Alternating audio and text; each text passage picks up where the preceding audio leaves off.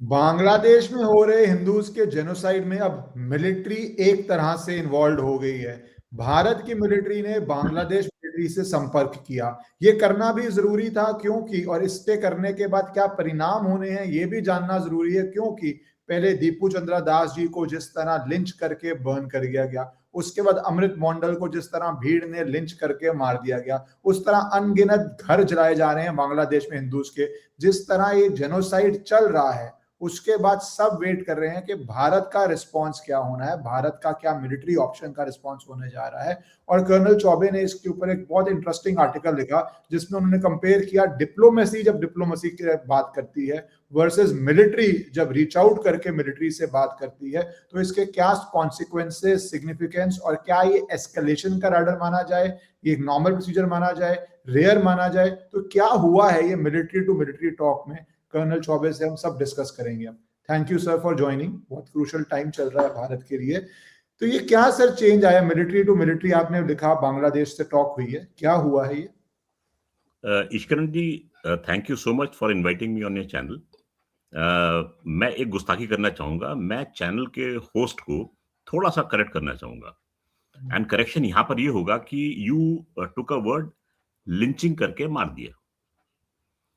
Lynching होता है एक उग्र भीड़ जब किसी व्यक्ति पर हमला करती है, कारण कोई भी हो, और उसको हानि पहुंचाती है, हानि उस कदर की पहुंचाए कि उसकी जान ले ली जाए।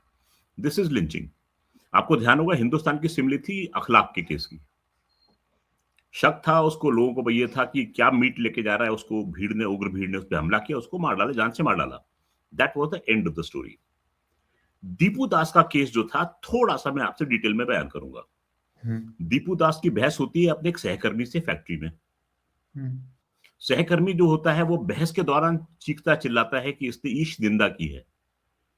इसका ईश निंदा का ईशकरण भंडारी से कोई मतलब नहीं है, दोनों दो अलग अलग चीजें हैं। तो ईश निंदा की है, हल्ला मचाता है, भीड़ इकट्ठी होती है, भीड़ उसको लेके जाती है, घसीटती है, मारती है।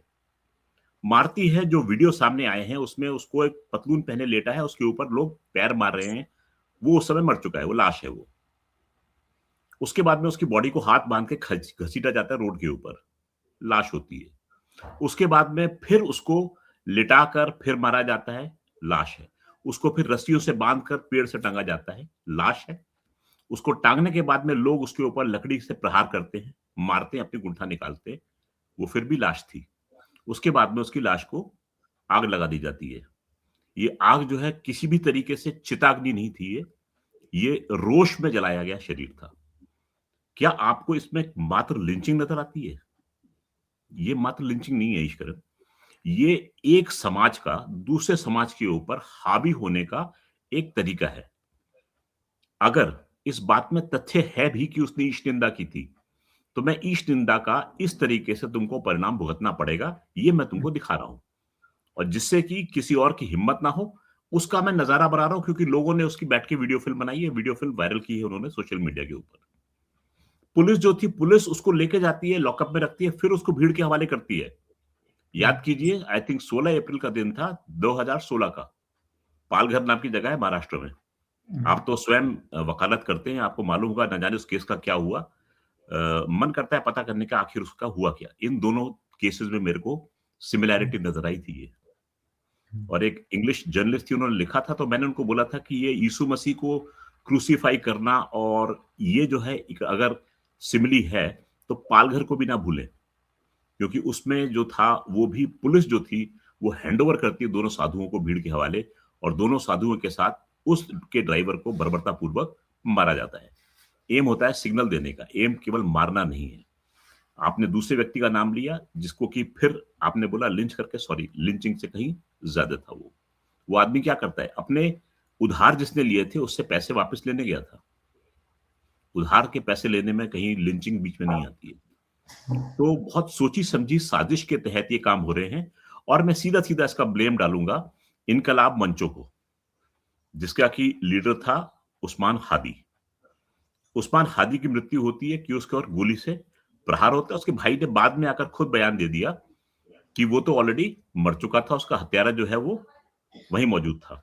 दुनिया को दिखाने के लिए और लोगों में उग्रता पैदा करने के लिए उसकी बॉडी को भेजा गया सिंगापुर इलाज के लिए, और 18 दिसंबर को डिक्लेयर कर दिया गया कि ही इज नो मोर। तब तक बांग्लादेश में आग लग चुकी थी, भड़क चुकी थी।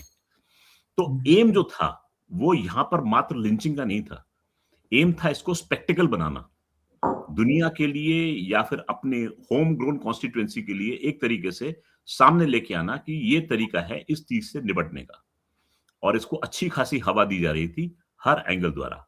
अब आता है फौजी एंगल। सर नहीं, मैं फौजी एंगल से पहले, क्योंकि ये फौजी एंगल से पहले ये 3-4 चीजें जो आपने बोली बिल्कुल सही हैं कि लिंचिंग इज अब मर्डर, आप प्योर मर्डर है या टेररिस्ट अटैक है उसमें एक डिफरेंस है। ये प्योर लिंचिंग नहीं है, ये एक जेनोसाइड है। मैं बोल भी रहा हूँ ये तो जेनोसाइड, ऑनगोइंग जेनोसाइड है। पर जिस तरह आपने स्पेल आउट किया है that makes situation more important, because ये सिर्फ एक रोष नहीं है, ये एक मैसेज है, ये एक सिग्नल है। वो मैसेज मेरे अनुसार भारत को भी है, क्योंकि भारत प्राइमरीली, हम बोलते नहीं है हिंदू राष्ट्र है, but primarily it is the only country जो एक proper big majority Hindu country है। नेपाल एक छोटी सी कंट्री है, उसकी अपनी एक इश्यूज है। तो वो मैसेज भारत को भी है, भारत के रीजन में भी मैसेज है। क्या आपको लगता है ये इतनी गोरी साइट्स जो कर रहे हैं that is to send this to Bharat, not only to Hindus in Bangladesh? क्या ये इसका एक पार्ट आप देख रहे हैं? 101% ईश्वरन, अभी एक और वीडियो मेरे सामने आया है, अभी उसको मैं उसकी तस्दीक नहीं कर पाया कि वाकई उसमें जो विक्टिम है वो हिंदू है। उसमें दिखा रहे हैं एक कुछ लोग हैं, एक व्यक्ति को घेर के उसके टांगे बांधी हुई हैं, और उसकी टांगों को बांध के रस्सी जो है किसी खंबे के साथ बांध रखी, जिसकी टांगे ऊपर उठी हुई हैं, फिर उसके हाथ बांध रहे हैं और एक छड़ी से उसके पैरों के तलवे में प्रहार किया जा रहा है। एक और व्यक्ति को एक पोल के साथ में बांध के खड़ा किया गया है। कैप्शन था उसमें कि एक हिंदू के ऊपर होती है बर्बरता, लेकिन चूंकि मैं सर्टेन नहीं था कि ये वाकई में वो चीज है, क्योंकि ऐसे में क्या होता है कि दुष्प्रचार भी बहुत चलते हैं, लोग अपनी मटर भुनाते हैं और अब चाहते हैं कि हमारे वीडियोस को थोड़ी सी वो हवा मिल जाए, तो इसलिए इस चीज को मैं फोर में लेकर नहीं है। लेकिन उसमें विशेषकर आपने देखा था जितने लोग जो थे मारने वाले थे, उन्होंने वो स्कल कैप पहनी हुई थी, दिखाने के लिए कि एक मुस्लिम कम्युनिटी जो है वो किसी व्यक्ति पर प्रहार कर रही है। अब विक्टिम कौन है उसका मैं पता लगा नहीं पाया, पता लग जाएगा तो फिर मैं आपके साथ जरूर शेयर करूंगा उसको जी। तो होता क्या है कि इस समय एक सिग्नलिंग चल रही है कि बांग्लादेश में एक रेडिकलाइजेशन का एक नया कीड़ा जो है वो मैं कहूंगा बड़ा हो रहा है, था पहले से वहां पर, लेकिन उसको पावर मिल रही है। शेख हसीना वाजह के टाइम पे मान के चलिए, ऐसा नहीं कि उनके टाइम पे हिंदू से प्रहार नहीं हो रहे थे, टेम्पल्स नहीं तोड़े जा रहे थे, सब कुछ चल रहा था, लेकिन उन्होंने या तो ऑप्टिक्स के लिए या वाकई में कुछ काम किए थे जिससे कि उन्होंने रेडिकल्स को जेल के अंदर बंद करके रखा था, और यूनुस साहब ने आते ही उनमें से 1200 को रिहा कर दिया। और रिहा करने का नतीजा यह है कि आज उन्होंने ऐसे हाइड्रा को छोड़ दिया है जो कि अब पनप रहा है और अब इन्हीं को खाएगा। ये इतिहास गवाह है कि अगर आप स्नेक्स को ब्रीड करेंगे अपने बैकयार्ड में, जैसे कि हिलरी क्लिंटन ने कहा था, तो ये मान के मत चलिए कि वो आपको नहीं काटेंगे, वो आपको काटेंगे। और उन्होंने काटना शुरू कर दिया है, क्योंकि इनकलाब मंचो जो है अब वो चाहता है कि चुनाव हो, और यूनुस साहब मन ये चाहते हैं कि चुनाव ना हो। वेरी क्लियर, ठीक है। अब वो चुनाव क्यों ना हो और क्यों हो हम सबको मालूम है। तो हम जो है स्थिति को देख रहे हैं, और भारत में एक तरीके का उग्र विरोध शुरू हो गया है कि इस समय गवर्नमेंट जो है एक्शन क्यों नहीं ले रही है कि वहां पर इस संघार को रोका जाए। मैं इस तरह एक चित्र को, एक मैप को कई लोगों के साथ साझा कर चुका हूं, जिसमें स्प्रेड दिखाया जाता है कि हिंदूज जो है वो बांग्लादेश में किस तरीके से स्प्रेड आउट है। अगर आप बोलेंगे तो वो मैप मैं आपको भी शेयर कर दूंगा उसको। आप प्लीज शेयर कर दीजिए, आप एक्सप्लेन कर दीजिए साथ साथ कि क्या स्प्रेड से व्हाट इज द पॉइंट आप जो जी। मेरा कहने का तात्पर्य ये है कि हम कह देते हैं कि भाई हम एक्शन क्यों नहीं ले रहे हैं, हमें तुरंत एक्शन लेना चाहिए। एक्शन लेने का नतीजा क्या होगा कि अगर भारतीय सेना जाती है तो भारतीय सेना चारों दिशाओं से और बीच में से कभी भी बांग्लादेश के अंदर एंटर नहीं कर पाएगी एक्शन लेने के लिए। ये मैप मैंने डाल दिया, इसको आप ऊपर दिखा सकते हैं, जिसमें कि स्प्रेड दिखाया है हिंदू कम्युनिटी का इन बांग्लादेश। अब आप सबसे नीचे देखिए 90 से 100%, ऐसा तो कोई स्थान है नहीं, बहुत कम जगह है। जैसे जैसे रंग हल्का होता जाता है उतनी स्प्रेड कम होती जाती है। नाउ यू सी कि जो हिंदू कम्युनिटी है in Bangladesh, it is spread all over the country. अब इस समय अगर आप देखेंगे कि पता नहीं मेरा माउस दिख रहा है कि नहीं दिख रहा आपको? माउस नहीं दिख रहा, बट आप अगर पॉइंट आउट कर दें मैं कर दूं कि ये आप देखेंगे जी, आप देखेंगे कि ऊपर सबसे ऊपर एक स्ट्रक्चर है जो कि जटिंग आउट है बांग्लादेश के मैप में। इसके 3 तरफ जो है भारत के 3 गैरिजन एस्टैब्लिश्ड है। बेसिकली जो सो कॉल्ड चिकन नेक है वहां पर प्रोट्रूड करता है।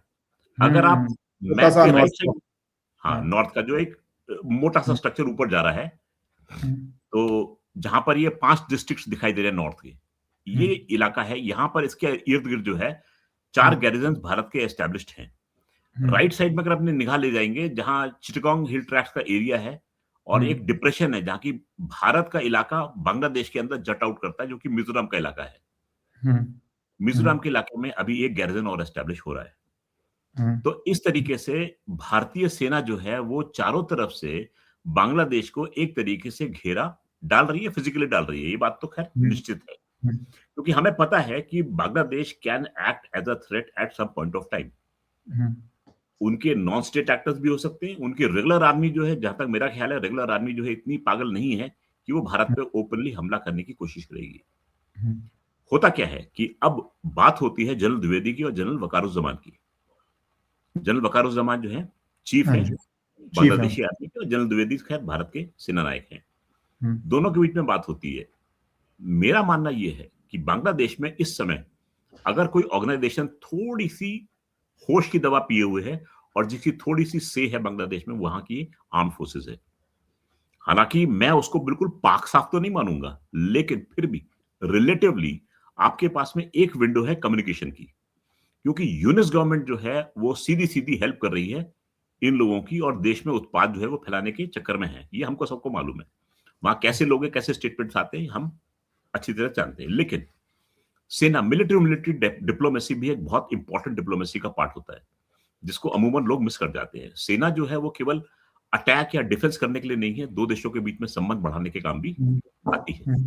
इसका बहुत बढ़िया मुजाहरा किया था जनरल द्विवेदी ने जब उन्होंने फोन से बात की जनरल वकारुज्जमान से। और मेरा मानना यह है कि जनरल द्विवेदी ने बात करके जनरल वकारुज्जमान को, मिलिट्री को एक स्पेस दी है बांग्लादेश में टू हैव अ से in the things. Otherwise military वहां पर एक शोपीस बन के काम कर रही थी। पुलिस जो है वो दंगाइयों का साथ दे रही थी और हिंदू जो थे वहां के पीड़ित थे। अब ईश्वर, आप मान के चलिए इस समय केवल हिंदू पीड़ित नहीं है। जो ये दानव या वैशी लोग हैं, इनकी निगाह अब मुस्लिम स्त्रियों पर भी जा चुकी है।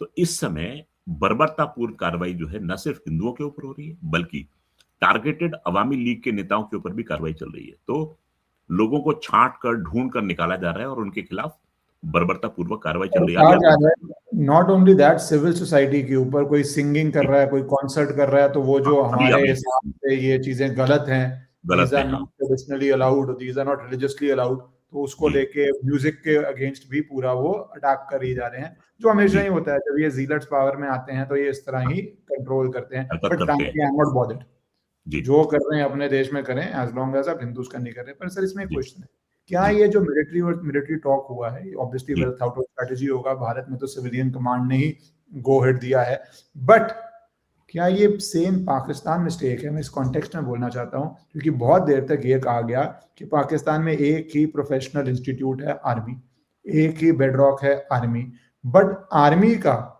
बेसिक इंटरेस्ट हमेशा वॉर में। Army has the maximum powers in war, army has the maximum powers in conflict. So Pakistani army जो एक टाइम पे sensible, professional, educated force India के साथ पड़े हैं, 47 to 70 में जो ऑफिसर्स होंगे एक ही हैं, सबके पर्सनल कॉन्टैक्ट्स हैं, सब वहीं अब्रॉड ट्रेन हो रहे हैं, सेम वे ऑफ स्पीकिंग है, और ये प्रोफेशनल्स हैं तो इतने कम्युनल नहीं है, blah blah, the same logic. Are we making the same mistake in Bangladesh now? Because end of the day, मैं इंस्टीट्यूशनल इंटरेस्ट की बात कर रहा हूँ। As a institution, Bangladesh army will have the maximum power the more uncertain the situation on border is. Exactly. Interestingly, ईश्वरण जी, आपने जो simile draw की है बिल्कुल सही है कि क्या हम वो गलती कर रहे हैं कि नहीं कर रहे हैं, ये तो खैर वक्त ही बताएगा कि अगर हमारी गलती थी कि हमारी ये बिल्कुल सोची समझी चाल थी या स्ट्रेटेजी थी। इस पर हम दोनों तो हम कुछ कह नहीं पाएंगे इस समय, लेकिन late piece have a say, that is what I mean to say. अगर जनरल द्विवेदी ने बात की है तो he has definitely played a gamble, and मेरी निगाह में ये है कि the gamble has played off. It has got its positive results, क्योंकि उनके बात करने के बाद में दो बड़े इंपॉर्टेंट स्टेटमेंट्स आए थे। उस्मान हादी का किलर जो है वो बांग्लादेश में ही है, इंडिया में नहीं गया है। और दूसरी बात है कि उसका जो हत्यारा जो है वो भारतीय नहीं है। तो कई चीज, और दीपू जो है, दीपू के ऊपर ब्लास्फेमी का कोई चार्ज नहीं है। ये दो इंपॉर्टेंट स्टेटमेंट्स जो थे ये आए हैं बांग्लादेश से। You are saying that as a direct fallout or a direct response to whatever was discussed between at a military level. I see it as a direct result of this talk. अब उसमें क्या बात की गई, I am not privy to the talk, but the effect is seen. होता क्या है ऐसे में, मिलिट्री टू मिलिट्री कॉन्टैक्ट होता है, मिलिट्री जो है उस देश की जाती है और उन लोगों से बोलती है कि please issue the statement since it is a well known fact, because इस समय प्रेशर जो है हटाने की जरूरत है, एक वॉल्व की होने की जरूरत है, और वहां पर मिलिट्री जो है इस वॉल्व को अच्छी तरह से काम कर सकती है। मैं इसलिए ये कह सकता हूं क्योंकि I have been involved in training of Sri Lankan officers, sorry of Bangladeshi officers, और मैंने देखा है they are very well meaning people, understanding, intelligent and sharp. Radicalisation जो है वो आर्म फोर्सेस का भी हुआ है, I won't deny that, but आखिर हमारे पास में सोल्यूशन क्या है? बड़ा आसान है कहना कि आर्मी को लॉन्च कर दो, अटैक कर दो, जो रीजन हमने डिस्कस किया है, इससे बात क्लियर होती है कि भाई आपने जोश में अगर लॉन्च कर भी दिया, और हमें पता है कि हमारे पास ओवरवेलमिंग पावर है, Bangladesh has got no say अगर if it comes to conventional warfare, but लेकिन क्या हमारे अटैक से ही या हमारे काइनेटिक एक्शन से will we be able to save the lives of those people जो कि वहां हैं? क्योंकि इन लोगों ने 71 का ऑपरेशन देखा है, उन्होंने देखा है कि भारतीय सेना जो है वो कितनी प्रोफेशनल है, कितनी सक्षम है। उसके बावजूद अगर ये सर उठा रहे हैं तो इसको मतलब मालूम है इनको कि इनके हाथ में ये पावर है कि ये लोगों को नुकसान पहुंचाएंगे ये, एंड हम नहीं चाहते कि हमारा एक भी एक्शन जो है वो ऐसे हजारों लाखों दीपू पैदा कर डाले बांग्लादेश में। This is my little understanding of things. But when you are saying that because आपने ट्रेन किया है, इनको मेंटर भी किया होगा, जो बांग्लादेशी ऑफिसर्स यहाँ पे आके ट्रेनिंग हिस्टोरिकली लेते रहे हैं, so but what was the feel when you were training them कि are they looking to do a power grab, in army power grab, ऐसा अंडरकरंट दिखता था, या रिलीजियस टॉलरेंस का अंडरकरंट दिखता था दैट और वो एक लेजिटिमेट भी हो सकता है। मैं क्यों पूछ रहा हूँ, जो बार बार उनके हिसाब से political leadership has failed, so when political leadership is failing somebody could make a case कि military rule would be better for a few years and वो few years gets extended to dictatorship or whatever. तो did you feel कि ऐसे strains हैं वहाँ पे, ऐसे trends हैं, या ये संभावना है कि this obviously a possibility कि अगले साल 2 साल में we see military becoming a force controlling Bangladesh the way Pakistani military controls Pakistan? मुझे ये इश्करन ये दिखाई दे रहा है कि बांग्लादेश की जो मिलिट्री है, I would rate it is a shade better than the Pakistani military, so far as the political intent and the political ambitions are concerned.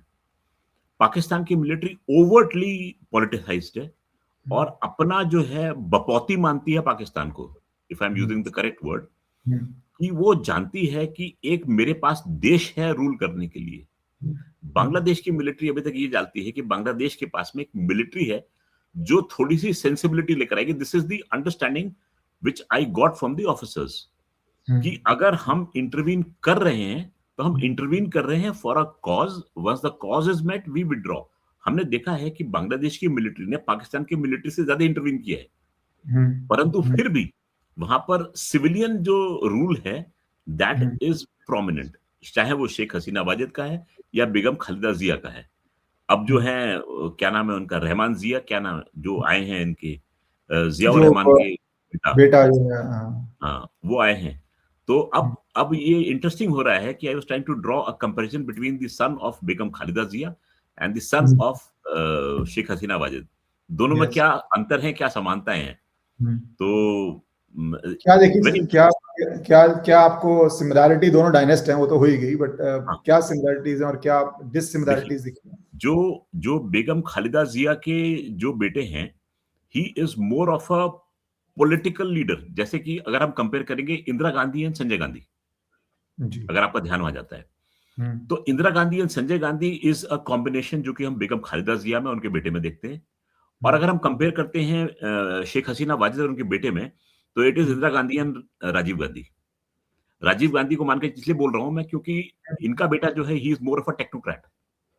वो अपनी पार्टी में लेके आ रहे हैं थोड़ा सा आईटी का पुट और व्हाट यू कॉल मॉडर्नाइजेशन की चीज। अगला बंदा जो उस तरफ चाहे दूसरा है जो बेगम खालिदा जिया का बेटा है, वो प्योर पॉलिटिशियन है and is a ruthless politician. So ये दोनों बीच में मेरे को डिफरेंस यहाँ पर नजर आ रहा है। I am trying to just pen down a few lines, let me see how it fans out. So once it is ready, once you study it in detail and once you pen it down, then we will have a discussion on this, because अब ruling तो यहाँ का Indian जो हमारा पूरा ही area Pakistan कर लें, India में अब चेंज आ गया। We have first generation politician who is there for a very long time now, but Bangladesh Pakistan तो एक दो फैमिलीज के बीच में ही करता रहता है। क्वेश्चन ये कि what is there a fundamental difference कि पाकिस्तान में जो पंजाब आर्मी है वो इंस्टीट्यूशन कैप्चर कर गई विद स्ट्रेंथ और बांग्लादेश की आर्मी नहीं करी। Is there a fundamental difference? क्योंकि आपने दोनों स्टडी किए हैं, तो क्या डिफरेंस, क्या रीजन है कि पाकिस्तानी आर्मी इतने इजीली कंट्रोल एस्टैब्लिश कर गई, बहुत जल्दी ही कर गई, और बांग्लादेश का उस तरह का कंट्रोल और रूलिंग एंड नहीं है? डिसिमिलैरिटीज क्यों है? क्योंकि 71 तक तो ट्रेंड सेम ही था, आर्मी भी सेम ही थी। तो what is the difference between the army mindset if you focus on Pakistan first, कि वो किस तरह पैराग्राफ कर पाए और ये क्यों नहीं कर रहे या क्यों नहीं कर पा रहे, दोनों possibilities. Let us take a mind back to 1947. 47 में भारत और पाकिस्तान का विभाजन हुआ था। पाकिस्तान एक नया स्टेट बनकर आया था, तो अंडरस्टैंडिंग ये थी कि दोनों देशों में एसेट्स जो हैं वो 17% assets and liabilities will go to Pakistan. That was the basic understanding. लेकिन आर्मी जो थी वो 33% आर्मी जो थी वो पाकिस्तान में गई थी, यानी आर्मी का जो डिस्ट्रीब्यूशन था वो डिस्प्रोपोर्शनेटली हाई था पाकिस्तान की तरफ। अच्छा, कोई भी अपने आप में आई हुई ताकत को छोड़ना नहीं चाहता। It's a basic human tendency. So if you call Pakistan is humans, of course it's a paradox कि अगर वो ह्यूमन हैं कि क्या है, पर उन्होंने भी बेस्ट एक्सपोर्ट है डोंकी एक्सपोर्ट। डोंकी एक्सपोर्ट, हाँ, तो अब बहुत कुछ है। तो इन्होंने क्या किया था कि अपने आप को प्रूव करना था कि हमारी एग्जिस्टेंस जो है इसलिए जरूरी है। उस एग्जिस्टेंस को प्रूव करने के लिए they created an enemy, and the enemy was the Hindu बनिया, जो कि उनके पूर्वी क्षेत्र में था, यानी भारत। तो उन्होंने अपना एक एनिमी क्रिएट किया और एनिमी को इस तरह के हवा बना के पेश किया गया अपनी जनता के बीच में कि उसके लिए अब हमें आर्मी चाहिए, तो हमें इतनी स्टैंडिंग आर्मी की आवश्यकता है। उन्होंने ये लाहौरी चूरन जो था वो पूरे पाकिस्तान को खूब प्रेम से चटाया है और अभी भी चटा रहे हैं। अच्छा, अपना हित साथ के चलते हैं। फिर होता क्या है कि जब आपके पास में पार आती है ना, आई थिंक माओ त्से-तुंग ने कहा था ये कि power corrupts absolute, power corrupts absolutely. Lord Acton I think. अच्छा, Lord Acton, I may be wrong, I stand corrected. तो ये जब बात जो थी ये पाकिस्तान आर्मी पे पूरी तरह चरितार्थ होती है। आपको पास ताकत आई, आपको जब एब्सोल्यूट पार मिली तो आप एब्सोल्युटली करप्ट हो गए। तो आपने वो काम किए जो कोई आयशा सिद्दीका को लिखना पड़ा अपनी बुक में the military inc, Pakistani military के ऊपर, जब उन्होंने पूरा का पूरा कच्चा चिट्ठा रख के लग दिया कि पाकिस्तानी मिलिट्री जो है वो क्या-क्या ऑर्गेनाइजेशंस को रन करती है, कैसे प्रॉफिटेबल काम करती है, प्रॉफिट सीकिंग करती है। अच्छा, ये चीज जो है अब पाकिस्तान के डीएनए में आ चुकी है आर्मी के, एंड वहां के लोग भी जो है इस तरीके की चीजों को एक्सेप्ट करने लग गए थे। I am using the word थे क्योंकि उसके बाद में इमरान खान आते हैं। इमरान खान जो है थोड़ा सा ठेंगा दिखाते हैं और इमरान खान की वजह से पाकिस्तानी लोग जो थे उन्होंने आर्मी के ऊपर अपने प्रहार करने शुरू किए। कोर कमांडर वाला किस्सा आपको पता ही है। तो this was the first time it ever happened, क्योंकि I don't know 70s 80s 60s में भी कभी ऐसा हुआ है कोर कमांडर के साथ कि उनके पदकें ले जाएं, यानी पेंटिंग ले जाएं, उसको ऐसे ट्रीट करें? ये was the first incidence of that. आपने शायद नहीं देखा होगा, लेकिन पाकिस्तानी आर्मी जो है it used to rule the roost. मतलब पाकिस्तान की आर्मी का जो ऑफिसर है वो एक किसी नवाब से कम नहीं होता था। तो if you speak to any army man जिसने इंटरेक्ट किया इनके साथ में, मतलब ये राजशाही थी, एरिस्टोक्रेसी थी। पाकिस्तानी आर्मी का ऑफिसर, यानी मैंने सुनते हैं कि उनका मेजर साहब जब बनता है तो मेजर साहब को एक प्लॉट आवंटित किया जाता है। उनकी डिफेंस हाउसिंग एसोसिएशन है, डीएचए है, उसको प्लॉट मिलता है, एंड जैसे जैसे वो सीनियर होता जाता है उसकी प्लॉट की रकबा जो होता है, उसका क्षेत्रफल वो बढ़ता जाता है और उसको फिर प्रायोरिटी वाइज प्लॉट होता है। जैसे वो जनरल साहब होंगे उनको कॉर्नर प्लॉट मिलेगा, इस तरीके से इनका आवंटन। It's a very legalised thing, ठीक है। इसको देख के मन करता है कि वाह, पाकिस्तान की आर्मी ज्वाइन करना जो है पाकिस्तानी आदमी के लिए बहुत बड़ा फायदे का सौदा हो सकता है। और जैसे है भी। ब्रिटिश सिस्टम था, British military was ruling classes, मतलब बिल्कुल बेसिकली बिल्कुल। वो ट्रेंड इनका कंटिन्यू किया कि रूलिंग क्लास हो आप, अगर आप जी। मिलिट्री हो तो। तो ये चीज जो है पाकिस्तान आर्मी की फेमस है। और आई हैव बीन कैलकुलेटिंग कि जनरल आसिम मुनीर की वाइफ और उनके बेटे को, 3 बेटों को अमेरिका की नागरिकता मिली है 22 अगस्त को। तो नागरिकता लेने के लिए there is a golden visa in America. Hmm, $1 hmm, million दीजिए, आपको गोल्डन वीजा मिलेगा। तो हम्म, अगर आप $1 मिलियन को 4 से गुणा कर दें, मल्टीप्लाई कर दें, तो बनते हैं $4 मिलियन। $4 मिलियन को इंडियन रुपए में कन्वर्ट करते हैं तो 4 9 36, 36 36। करोड़ रुपए। कोई, वो भी इंडियन रुपीज, नॉट हाँ, पाकिस्तानी रुपीज। हाँ, हाँ, क्योंकि इसको 3 टाइम्स मल्टीप्लाई कर देंगे तो अमूमन 1 बिलियन हाँ, पाकिस्तानी रुपीस दिए गए हैं, हाँ, जिससे कि ये चारों जो है वो अमेरिका के नागरिक हो सके। तो हम्म, भाई आप भी इसी देश में रहते हैं, आपको पता होगा कि इंडियन आर्मी के चीफ कहाँ-कहाँ रहते हैं और किस हम्म, हालात में रहते हैं और कितने बड़े घरों में रहते हैं। हम्म, हम्म, तो अगर कोई कोठी में रह रहा है तो वो टियर 2 सिटी में होगा, क्योंकि दिल्ली या बॉम्बे में सब चीफ जो है फ्लैट्स में रहते हैं, 3 बीएचके में बड़े आराम से अपनी जिंदगी बसर कर रहे हैं। तो ये डिफरेंस है दोनों आदमी। 36 करोड़ इंडियन रुपीस को अमास करना किसी फौजी की ताकत नहीं है। Let us be very very Frank, ठीक है? चाहे वो बेचारा अपना खाना पीना बंद कर दे तभी भी इतने पैसे इकट्ठे नहीं कर सकता। सब कुछ रोक दे, जब भी नहीं है। सब कुछ रोक दे। टोटल सैलरी जो हाथ में आई है गवर्नमेंट से, वही नहीं आएगी 30 साल कोई में। नहीं। तो पाकिस्तानी चीफ आके कौन सा पेड़ हिलाते हैं, ये एक इन्वेस्टिगेशन का वो बन सकता है कि 36 होता क्या है। जैसे अपनी फौज को आप भेज दिया, बेचा लोगों को और आपने कमा के अलग कर दिया। लेकिन ये उनका चीज तो मुझे, इलीगल जो पूरा बॉर्डर है, वो ड्रग्स में क्या रोल है ऐसा है का पाकिस्तान का, उनका तो फिर वो प्रॉफिट का मीन्स ही अनलिमिटेड है। इट्स वेल डॉक्यूमेंटेड कि पूरा वो आपकी खेती किस किस चीज की हो रही है, कैसे ड्रग कॉरिडोर्स बने हुए हैं, कैसे टेरर नेटवर्क है, कैसे फंडिंग है। तो वो तो, and I somebody was telling me कि जो लास्ट सारे पाकिस्तानी आर्मी चीफ है, सबके ही बच्चे बाहर हैं। Nobody is wanting his kids to live there. लंबी लिस्ट है कब से, मतलब 70s ऑनवर्ड्स या 80s में ही ट्रेंड शुरू हो गया था कि भैया यहाँ इतना लूट लिया है, यहाँ दिखा सकते अब नहीं, बाहर क्योंकि जब जाके ऐश आर्मी पब्लिक ना मारे तो भैया बाहर जाओ, खत्म, और गेम इज ओवर। एक महाशय ने तो एक आइलैंड भी खरीद लिया, आपको ध्यान होगा, न्यूजीलैंड के पास में, है ना? तो अच्छा है, काफी मेहनत से काम करते हैं लोग। पैसा कमाने के लिए तो मेहनत करनी पड़ती है ना, चाहे वो किसी मीन से हो। तो वो अच्छा काम करे। अच्छा, ये चीज मैंने बांग्लादेशी ऑफिसर्स में नहीं देखी, जी। ठीक है? So that is ये one भी, fundamental difference कि या money big wise। Difference, big difference. They are more in a learning mode. जैसे I remember there is a Bengali song, Rabindra Sangeet में आता है, "যদি তোরে দাক্ষিণ্য কেউ না তবে একলা চলো রে।" तो मुझे बड़ा पसंद था ये, लेकिन I never had the MP3 of this song. तो गुरुदेव रविन्द्रनाथ टैगोर की कृति है ये, कि वॉक अलोन, अगर आपके साथ कोई चलता नहीं है तो। A Bangladeshi officer sent it to me from Bangladesh. He was my student, and he promised me, "Sir, I'll send it to you." So when he reached there, he found out and he sent it to me. So I found these people to be well-meaning, intelligent, and sharp, and they were willing to learn. दूसरा, राज करने की इनके अंदर वो लालसा नहीं दिखी जो मुझे पाकिस्तानियों में देखने को मिलती थी। दूसरी बात आती है interaction with the diplomats. Yes, I have been closely associated with the Bangladeshi diplomats as well, and I'm seeing them working. Again, very sharp people.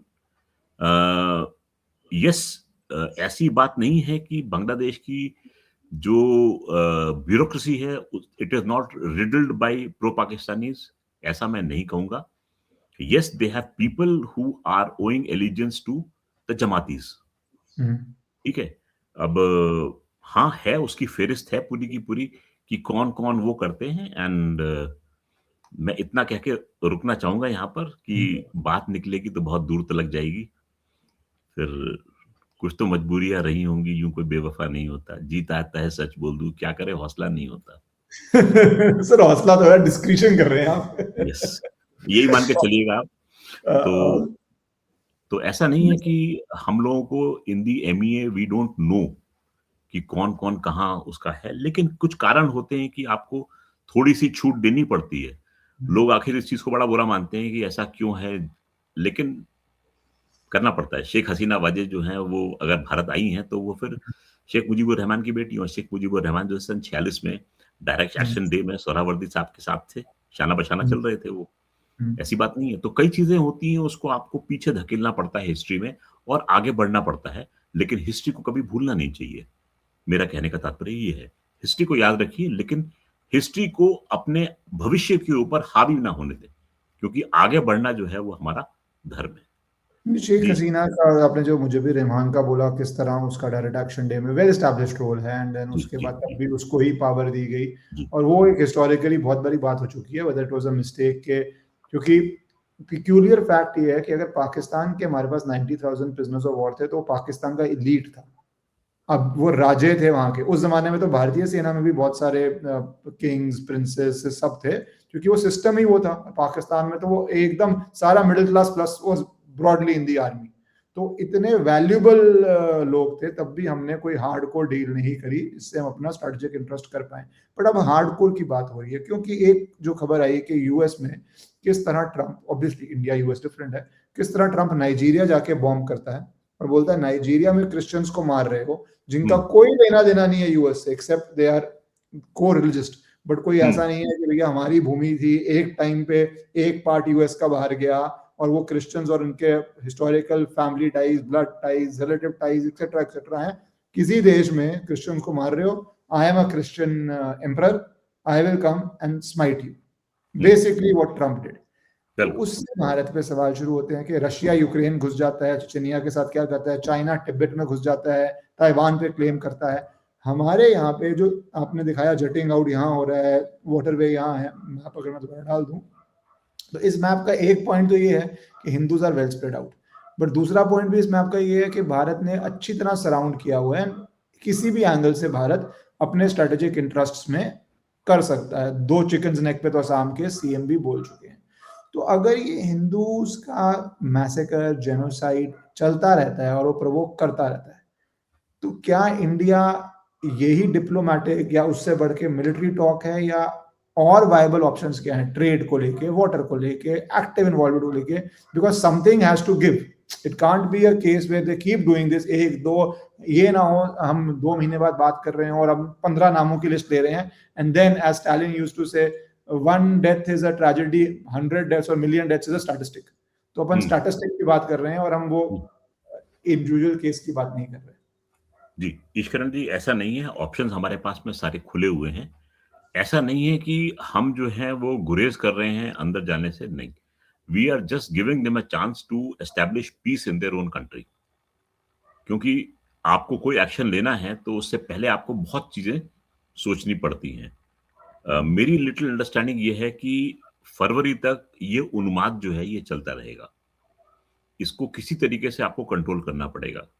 क्योंकि आप देखिए इस तरीके की इलेक्शनियरिंग हमने वेस्ट बंगाल में भी देखी है, जहां पर टारगेट करके बीजेपी के काडर को हैक किया गया, मारा गया। उससे पहले हमने देखा था कि जब कम्युनिस्ट पार्टी का रूल था तो जो उसके खिलाफ कांग्रेस थी या जो भी पार्टी खड़ी होती थी उसके काडर को ऐसे ही। तो ये उस इलाके की एक थोड़ा सा बीमारी है कि इलेक्शंस जो हैं वो पीसफुल नहीं होते हैं, बहुत ज्यादा रिटोरिकल स्टेटमेंट्स आएंगे, मारकाट होगी, नॉट इवन मारकाट डिसीजन आने के बाद में भी कि why did you won't for that person, लोग जो है उस लेवल तक उसको लेके जाते हैं। पोल रिगिंग जो थी पहले, जो कि पेपर बैलेट था, रिगिंग के चांसेस बहुत थे, अब इलेक्ट्रॉनिक आ गया है तो चीजें मॉनिटर हो गई हैं। हमारे देश में एसआईआर आने के बाद में थोड़ी सी सेंसिबिलिटी लोगों के अंदर आई है, और यकीन मानिए मेरे पास रिपोर्ट्स आई हैं किस तरीके से लोग जो हैं वो छोड़ छोड़ के भाग रहे हैं, नोइंग फुली वेल कि अगर हम पकड़े गए तो मुश्किल हो जाएगी। तो things are being brought into shape. अब ऐसा है कि ये बीमारी जो है ये कई सालों की है। आप इकट्ठा, ऐसा तो है नहीं कि आप एंटीबायोटिक जो है वो आपको सुबह दोपहर शाम खानी, तो 3 गोली सुबह खिला दोगे तो सारी बीमारी चली जाएगी। पूरा कोर्स आपको करना पड़ेगा, तब आपकी बीमारी जाके कंट्रोल में आएगी। The only question is sir, antibiotics और सर्जिकल इंटरवेंशन। सर्जिकल इंटरवेंशन के लिए भी हाँ खोला जाता है, अंदर इलाज होता है, फिर सिला भी जाता है, फिर उसको एंटीबायोटिक्स का कोर्स पढ़ना। एंटीबायोटिक्स तो कोर्स करना ही पड़ेगा, वो तो permanent. But then a kinetic action is not a no. It's still on the cards. So we still have to exercise our options. और जो बयान हमारी तरफ से आ रहे हैं बड़े स्ट्रेट एंड सिंपल आ रहे हैं। Even the MEA has not missed its words. मैं रणदीप जायसवाल साहब का वो पढ़ रहा था, स्टेटमेंट जो आया था स्पोक्स पर्सन का, they are very clear on that. इस समय अगर हमने बुलाया है हाई कमिश्नर ऑफ बांग्लादेश को, तलब किया है साउथ ब्लॉक में, there is a reason behind it.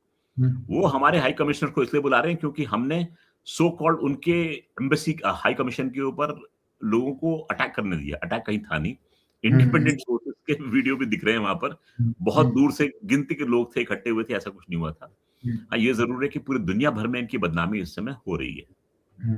And Mohammad Yunus के लिए मैं बता रहा हूँ आपको, ये चीजें जो हैं ये सस्टेनेबल नहीं रहेंगी। He will have to flee the country. I am still seeing the possibility that he will not last till the elections. He will scoot because survival, his existence there is a big problem for himself. So he will have to scoot. He will not stay put there. No problem. तो India के kinetic action की problem ये भी है कि कोई माने ना माने, यूएस में वो करके आया ट्रम्प। डोमेस्टिक पॉलिटिक्स में कोई नहीं कहेगा कि उन्होंने क्रिश्चियंस को बचाने के लिए नाइजीरिया में क्यों बॉम्बिंग करी। भारत में तो नॉट टॉकिंग अबाउट बॉलीवुड, पर एक बॉलीवुड एक्ट्रेस जानवी कपूर कुछ पोस्ट करती है हिंदूज के लिए, तो वहां यहाँ पे एक इकोसिस्टम कि भैया उसकी लुक कैसी है, उसने कौन सी सर्जरी करी है, वो कैसे उसकी स्किन टोन चेंज हुई है, प्रॉपर अटैक वीडियोस बनने शुरू हो जाते हैं इमीडिएटली इंस्टेंटेनियसली कि भैया आप आवाज ना उठाओ, आवाज उठाओ कि देयर आर कॉन्सिक्वेंसेस। एक, आपकी कुछ ऑडियंस कम हो जाएगी, दूसरी आपकी हम पूरी जो है ना, एक बॉलीवुड में किसने सर्जरी नहीं करवाई, it's a industry to look good and whatever modern technology is there look good, people will apply that because that's the industry, right? industry की डिमांड है। तो वो किस तरह टारगेटिंग होती है, किस तरह बात होती है, किस तरह उसको दिखाया जाता है, किस तरह उसके थंबनेल बनते हैं कि सब आप प्रोमिनेंट कीजिए।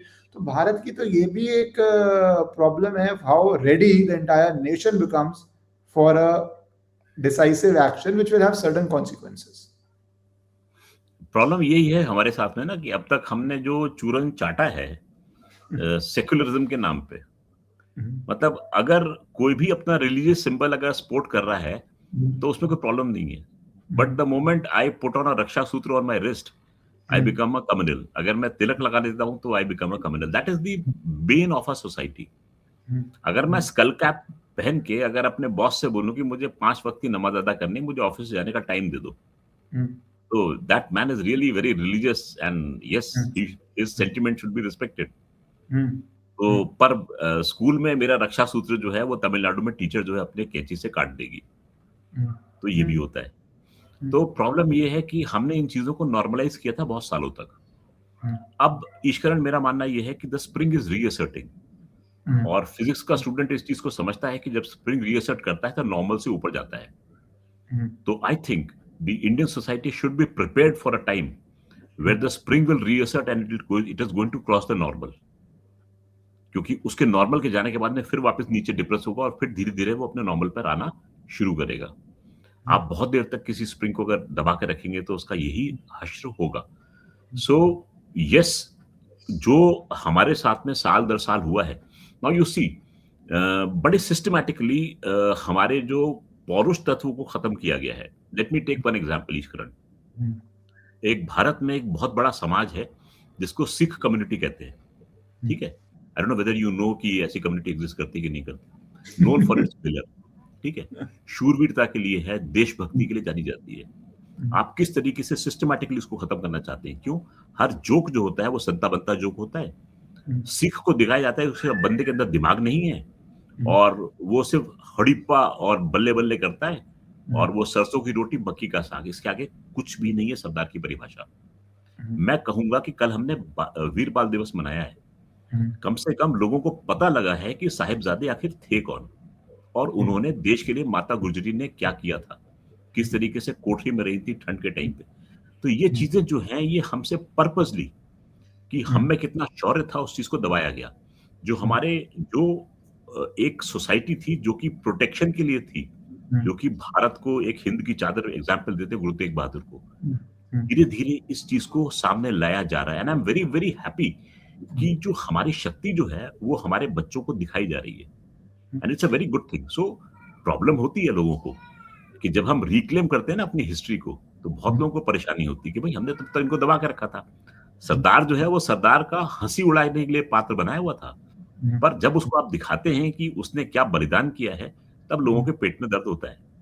मद्रासी यूज्ड टू बी हंसी का क्या आपने टारगेटिंग करी है? आपने वैलर को वैलर ना दिखा के, नॉर्मल भी ना दिखा के, एक लाफिंग स्टॉक दिखाने की कोशिश की, और इतना ऑर्गेनाइज्ड अटेम्प्ट है। और जी सबसे जो स्ट्रेंज बात है सर कि इनिशियल बॉलीवुड काफी पंजाब डोमिनेटेड था, तब हाँ भी किस तरह, अब ये नहीं है कि वहां पे पंजाबी नहीं थे, इनफैक्ट मोस्टली सारे पाकिस्तान या जो उस समय का पंजाब था उधर से ही आए हैं, चाहे कपूर फैमिली हो, जाए ये हो, जाए दिलीप कुमार, वो सारा उसी तरफ, बिल्कुल देवानंद भी मेरे ख्याल से सारा पंजाब डोमिनेटेड है। स्टिल मनी या इकोसिस्टम या किस तरह की पॉलिसी थी कि आप जो अच्छी तरह जानते हैं वो आप अलग तरह से, गलत तरह से दिखा रहे हैं। If you think it is not somebody from let's say southern part of India who was dominating Bollywood, जिनको शायद इनोसेंटली पता नहीं है कौन सी कम्युनिटी का क्या रोल है, उसी रीजन के लोगों का बॉलीवुड पे इफेक्टिव कब्जा था, और तब भी किस तरह की मूवी बन रही है, तो which is even more hideous and more Insidious. Exactly, बिल्कुल सही। और हर मूवी पे देखिए आप, एक खास चीज होती थी, जो हिंदू बनिया है वो लोगों का खून चूसेगा, सूद खाएगा। जो पंडित होगा वो ईवल आई रखेगा हीरोइन के ऊपर। जो सरदार होगा ही इज अ हंसी का पात्र।